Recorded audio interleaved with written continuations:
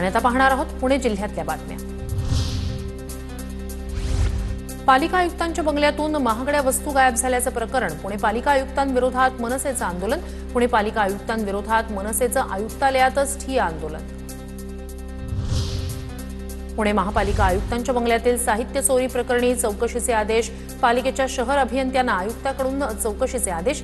1.5 महिना हा बंगला रिकामा होता। त्या अगोदर माजी आयुक्त राजेंद्र भोसले या बंगल्यात राहायचे। मनसेच्या आंदोलनानंतर पुणे मनपा आयुक्तालयात आज काम बंद आंदोलन। मनपा आयुक्तालयातील कर्मचारी अधिकारी आज काम बंद आंदोलन करणार। पुणे नागपूर वंदे भारत एक्सप्रेसचा मुहूर्त ठरला। दृकश्राव्य माध्यमातून पंतप्रधान नरेंद्र मोदी एक्सप्रेसला 10 ऑगस्टला हिरवा झेंडा दाखवणार। रेल्वे प्रशासनाची माहिती। पुणे विमानतळावर विमानाला पक्षी धडकल्यानं भुवनेश्वरला जाणारं विमान उड्डाण रद्द। पक्षी धडकल्यानं विमानाच्या एका बाजूच्या 5 ब्लेड कमी झाल्या। पायलटच्या वेळीच प्रकार लक्षात आल्यानं उड्डाण रद्द। सावित्रीबाई फुले पुणे विद्यापीठातील स्पर्धा परीक्षा केंद्राला यूजीसीची मान्यता। विद्यापीठातील अनेक विद्यार्थी या केंद्रात अभ्यास करतात।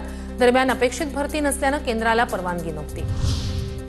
राज्यात आतापर्यंत 10 लाख विद्यार्थ्यांचा 11वीचा प्रवेश निश्चित। ओपन टू ऑल फेरीत 1,21,400 विद्यार्थ्यांचा प्रवेश।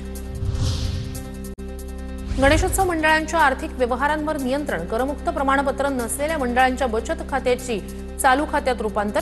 नोंदणीकृत नसलेल्या सोसायट्या अपार्टमेंटलाही नियम लागू।